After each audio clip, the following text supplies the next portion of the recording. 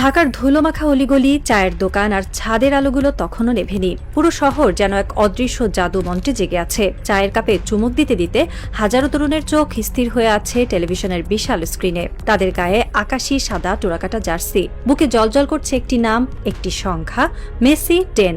স্ক্রিনে যখন ওই জাদুকর বা পায়ে বল নিয়ে এগিয়ে যায়, তখন ঢাকার এই জরাজীর্ণ গলিগুলোতে যেন এক ঐশী উন্মাদনা তৈরি হয়। মেসি মেসি চিৎকারে প্রকম্পিত হয় বাংলার আকাশ।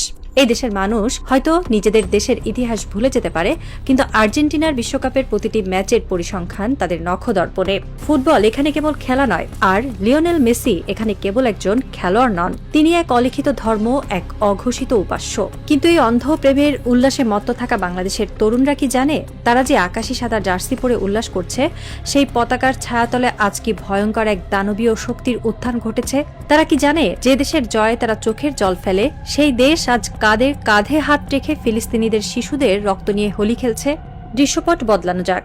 ঢাকার এই চায়ের দোকান থেকে হাজার হাজার মাইল দূরে আটলান্টিকের ওপারে যুক্তরাষ্ট্রের নিউ ইয়র্ক শহরে এক অভিজাত মিলনায়তন। সেখানে কোনো ফুটবলের বাঁশি বাজছে না, সেখানে চলছে বিশ্ব রাজনীতির এক ভয়ঙ্কর দাবার চাল। আর সেই মঞ্চে দাঁড়িয়ে আর্জেন্টিনার প্রেসিডেন্ট অর্থাৎ লিওনেল মেসির দেশের রাষ্ট্রপ্রধান এমন এক ঘোষণা দিচ্ছেন, যা শুনলে যে কোনো বিবেকবান মানুষের শির দ্বারা বেয়ে শীতল স্রোত নেমে যাবে। শুরু হতে যাচ্ছে এক চরম মনস্তাত্ত্বিক কষাঘাতের গল্প, যা প্রতিটি আকাশী সাদা সমর্থকের আত্মসম্মানকে মাটিতে মিশিয়ে দেবে। নিউ ইয়র্কের ইয়েশিভা ইউনিভার্সিটি ইহুদিবাদী দর্শন এবং পশ্চিমা রক্ষণশীলতার এক অন্যতম প্রধান স্নায়ুকেন্দ্র। এই বিশ্ববিদ্যালয়ের আলো ঝলমলে মঞ্চে আজ যিনি দাঁড়িয়ে আছেন, তার উস্কো খুস্কো চুল আর বন্য চোখের দৃষ্টি তাকে আর 10 জন রাষ্ট্রনেতা থেকে আলাদা করে রেখেছে। তিনি হাবিয়ে মিলেই, নিজেকে অ্যানার্কো ক্যাপিটালিস্ট বা কট্টর নৈরাজ্যবাদী পুঁজিবাদী হিসেবে পরিচয় দেওয়া আর্জেন্টিনার বর্তমান প্রেসিডেন্ট। তার সামনে বসে আছেন বিশ্বের শীর্ষস্থানীয় ইহুদি নেতা, রাব্বি এবং ধনকুবেররা। হাবিয়ে মিলেই যখন মাইক্রোফোনের সামনে দাঁড়ালেন, তখন পুরো হলরুমে পিনপতন নীরবতা। তিনি গলা খাকারি দিয়ে যা বললেন, তা আন্তর্জাতিক রাজনৈতিক অঙ্গনে এক বিশাল বোমার মতো ফাটল।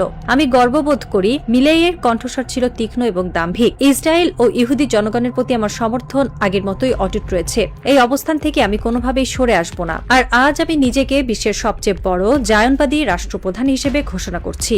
দর্শকদের গগনবিদারী করতালিতে ফেটে পড়ল পুরো মিলনায়তন। আর্জেন্টিনার রাষ্ট্রপ্রধান, যে দেশটিকে বাংলাদেশের কোটি কোটি মানুষ অন্ধের মতো ভালোবাসে, সেই দেশের সর্বোচ্চ নেতা আজ নিজেকে সবচেয়ে বড় ইহুদিবাদী হিসেবে গর্ব ভরে ঘোষণা করছেন। যে মুহূর্তে ফিলিস্তিনের হাজার হাজার ফিলিস্তিনি শিশু, নারী ও বৃদ্ধকে ইসরায়েলি বাহিনী নির্মমভাবে হত্যা করছে, যে মুহূর্তে পুরো বিশ্ব ইসরায়েলের এই বর্বরতার বিরুদ্ধে রাস্তায় নেমেছে, ঠিক সেই মুহূর্তে আর্জেন্টিনার প্রেসিডেন্ট তেল আবিবের পাশে দাঁড়িয়ে তাদের পিঠ চাপড়ে দিচ্ছেন। তিনি শুধু সমর্থন দিয়েই থামেননি, তিনি এই সমর্থনকে এক ধর্মীয় উন্মাদনার পর্যায়ে নিয়ে গেছেন। হাবিয়ে মিলেই শুধু নিজেকে জায়ানবাদী বলেই থামেননি, তিনি এর পেছনে এক গভীর ধর্মীয় ও দার্শনিক ব্যাখ্যাও দাঁড় করিয়েছেন, যা শুনলে তার অন্ধ আনুগত্যের মাত্রা পরিষ্কার বোঝা যায়। তিনি দাবি করেন, পশ্চিমা সভ্যতার পুরো ভিত্তিটাই গড়ে উঠেছে ইহুদিদের ধর্মগ্রন্থ তাওরাত এবং বাইবেলের 10টি আদেশের ওপর। তার মতে, জীবন, স্বাধীনতা এবং ব্যক্তিগত সম্পত্তির মতো আধুনিক বিশ্বের যত মৌলিক অধিকার রয়েছে, তার সবই এসেছে ওই ইহুদিবাদী দর্শন থেকে। তার কথায় এক ধরনের হিপনোটিক বা সম্মোহনী সুর ছিল। তিনি বাইবেলের এক্সোডাস বা মিশর থেকে ইসরায়েলিদের বেরিয়ে আসার ঘটনার কথা উল্লেখ করেন। তিনি বলেন, ইসরায়েলিদের ওই যাত্রাতেই স্বাধীনতার মূল ধারণা লুকিয়ে আছে। এই ধর্মীয় মূল্যবোধগুলোই পশ্চিমা সভ্যতার বিকাশের ভিত্তি তৈরি করেছে। তাই ইসরায়েলের সাথে কোনো ধরনের আপোষ করার প্রশ্নই ওঠে না। মিলেয়ে এর কথার অর্থ কি? এর কথার অর্থ হলো, ফিলিস্তিনের মাটিতে যা কিছুই ঘটুক না কেন, যত রক্তই ঝরুক না কেন, আর্জেন্টিনা সবসময় ইসরায়েলের পক্ষে থাকবে।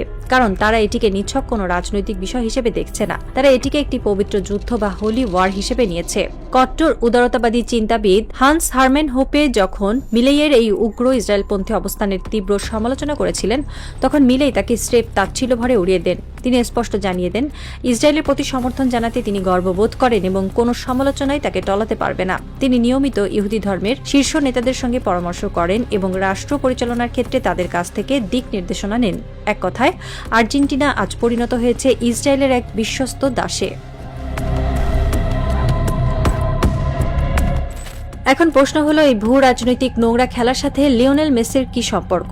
কেন বাংলাদেশের আকাশি সাদা ফ্যানদের এই গল্প পড়ে লজ্জিত হওয়া উচিত? সম্পর্কটা এখানেই যে মেসি কেবল একজন খেলোয়াড় নন, তিনি হলেন আর্জেন্টিনার অফিসিয়াল কালচারাল অ্যাম্বাসেডর বা সাংস্কৃতিক দূত। যখন হাবিয়ে মিলেই নিজেকে বিশ্বের সবচেয়ে বড় জায়ানবাদী হিসেবে ঘোষণা করছেন, তখন লিওনেল মেসি এই রাষ্ট্রেরই প্রতিনিধিত্ব করছেন। বাংলাদেশের যে তরুণেরা শুক্রবার জুম্মার নামাজের পর গাজার মজলুম মুসলমানদের জন্য চোখের জল ফেলে ফিলিস্তিনের পতাকা হাতে নিয়ে ইসরায়েলের বিরুদ্ধে স্লোগান দেয়, তারাই আবার শুক্রবার রাতে মেসির জয়ে আনন্দে মিষ্টি বিলায়। এর চেয়ে বড় হিপোক্রেসি বা ভণ্ডামি আর কি হতে পারে? একটু ইতিহাসের পাতা উল্টানো যাক। লিওনেল মেসির সাথে ইসরায়েলের সম্পর্ক আজকের নয়। 2018 সালে জেরুজালেমে আর্জেন্টিনা এবং ইসরায়েলের মধ্যে একটি প্রীতি ম্যাচ হওয়ার কথা ছিল। সে সময় ফিলিস্তিনিদের তীব্র প্রতিবাদে ম্যাচটি বাতিল হয়, কিন্তু মেসি বা আর্জেন্টিনা ফুটবল অ্যাসোসিয়েশনের ইসরায়েল প্রীতি তাতে একটুও কমেনি। মেসি যখন ইসরায়েলে যান, তখন তিনি হাসি মুখে ইহুদিদের পবিত্র দেয়াল ওয়েলিং ওয়ালে গিয়ে মাথায় কিপ্পা, ইহুদিদের ঐতিহ্যবাহী টুপি পরে প্রার্থনা করেন। তার সেই ছবি সারা বিশ্বের ইসরায়েলি মিডিয়া গর্বভরে প্রচার করে। ইসরায়েলের ধনকুবের এবং স্পন্সরদের সাথে মেসির বিলিয়ন ডলারের ব্যবসায়িক সম্পর্ক। যে ইসরায়েলি স্টার্টআপগুলো ফিলিস্তিনিদের ওপর নজরদারি করার প্রযুক্তি বানায়, তাদের অনেকের সাথেই পরোক্ষভাবে জড়িয়ে আছে পশ্চিমা কর্পোরেট বিশ্ব, যাদের ব্র্যান্ড অ্যাম্বাসেডর স্বয়ং লিওনেল মেসি। আর গাজার শিশুরা যখন বোমার আঘাতে ছিন্ন ভিন্ন হয়ে যাচ্ছে, তখন এই ফুটবল দেবতার মুখ থেকে কি একটি শব্দ বের হয়েছে? ফিলিস্তিনের পক্ষে কি একটি সহানুভূতিমূলক পোস্ট তিনি দিয়েছেন? না, তিনি চুপ। কারণ তিনি জানেন তার দেশের প্রেসিডেন্ট হাবিয়ে মিলেই ইসরায়েলের সবচেয়ে বড় বন্ধু। তিনি জানেন তিনি নীরব থেকে মূলত ইসরায়েলের এই বর্বরতাকেই সমর্থন দিয়ে যাচ্ছেন। আর আমরা বাংলাদেশের বোকা ফ্যানরা সেই নীরব বিশ্বাসঘাতকের ছবি বুকে ধারণ করে রাস্তায় ঘুরে বেড়াচ্ছি। বাংলাদেশের প্রতিটি আর্জেন্টিনা সমর্থকের আয়নার সামনে দাঁড়িয়ে নিজেদের প্রশ্ন করা উচিত, আমরা আসলে কাদের সমর্থন করছি? আপনি যখন বাজার থেকে 1000 টাকা দিয়ে একটি আর্জেন্টিনার অফিসিয়াল জার্সি কিনেন, আপনি যখন তাদের স্পন্সর করা পণ্যগুলো কেনেন, তখন সেই অর্থের একটি অংশ আর্জেন্টিনার অর্থনীতিতে যুক্ত হয়।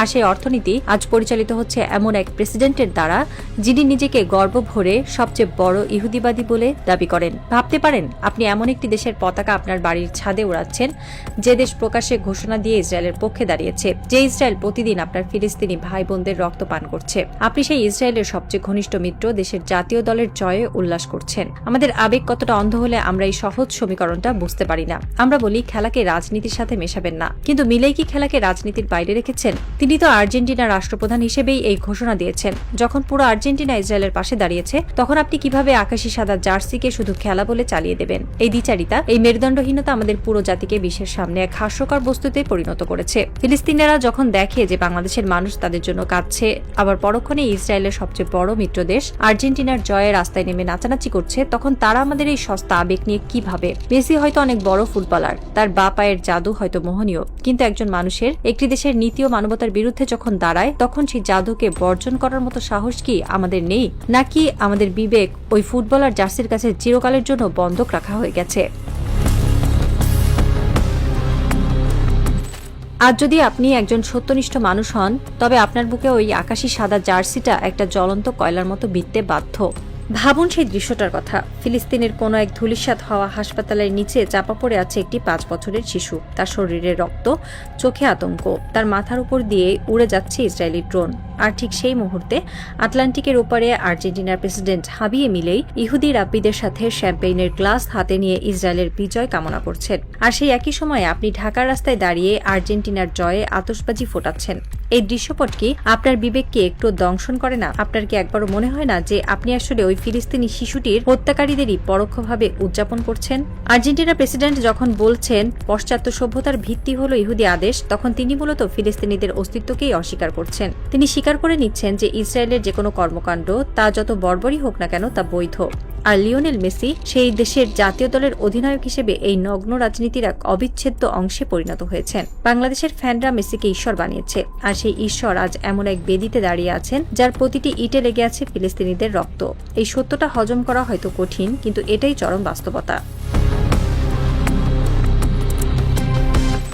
রাত এখন ভোর হওয়ার পথে।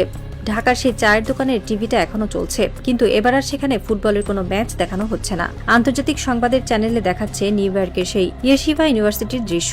হাবিয়ে মিলেই হাসি মুখে নেতানিয়াহুর এক ঘনিষ্ঠ দূতের সাথে করমর্দন করছেন। নিচে ব্রেকিং নিউজের স্ক্রলে লেখা, নিজেকে সবচেয়ে বড় জায়ানবাদী হিসেবে ঘোষণা করলেন আর্জেন্টিনার প্রেসিডেন্ট।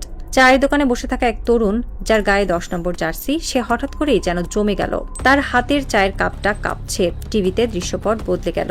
এবার দেখানো হচ্ছে গাজার একটি বিধ্বস্ত স্কুল, লাশের শাড়ি, রক্ত। তরুণটি তার নিজের বুকের দিকে তাকালো। আকাশি সাদা জার্সির উপর লেখা মেসি। তারপর হঠাৎ মনে হলো এই জার্সিটার রং আর আকাশি সাদা নেই, এটা যেন লাল হয়ে গেছে। ফিলিস্তিনের শিশুদের রক্তে ভিজে জবজবে হয়ে গেছে তার এই প্রিয় জার্সিটি। সে বুঝতে পারলো সে এতকাল যাকে ভালোবেসেছে সে আসলে এমন এক রাষ্ট্রের প্রতিনিধি যারা এই গণহত্যার সবচেয়ে বড় সমর্থক। সে ধীরে ধীরে উঠে দাঁড়ালো। তার গায়ে যেন কেউ গরম সীসা ঢেলে দিয়েছে। সে তার গায়ের জার্সিটা খুলল, ধুলামাখা রাস্তায় ছুঁড়ে ফেলল সেই পরম আরাধ্য বস্তুটিকে। বিশ্ব রাজনীতির দাবার বোর্ডে আজ আর কোনো কিছুই আলাদা নয়। খেলা, রাজনীতি, ধর্ম, রক্ত সবকিছু আজ মিলেমিশে একাকার হয়ে গেছে। পরাশক্তিগুলো যখন তাদের নগ্ন রূপ নিয়ে বেরিয়ে আসে তখন এই সস্তা আবেগগুলোর কোনো মূল্য থাকে না। আর্জেন্টিনার প্রেসিডেন্ট তার চাল দিয়ে দিয়েছেন। তিনি ইসরায়েলের পাশে দাঁড়িয়ে এক নতুন ভূ রাজনৈতিক স্নায়ুযুদ্ধের ডাক দিয়েছেন। আর লিওনেল মেসি তার নীরবতার মাধ্যমে সেই ডাকে সায় দিয়েছেন। এখন বাংলাদেশের ফ্যানদের সিদ্ধান্ত নেওয়ার পালা। তারা কি নিজেদের আত্মসম্মান, বিবেক এবং ফিলিস্তিনি ভাইদের রক্তের সাথে বেইমানি করে এই আকাশি সাদা পতাকাকেই আঁকড়ে ধরে থাকবে, নাকি এই লজ্জার চাদর ছুঁড়ে ফেলে দিয়ে মানবতার পক্ষে দাঁড়াবে?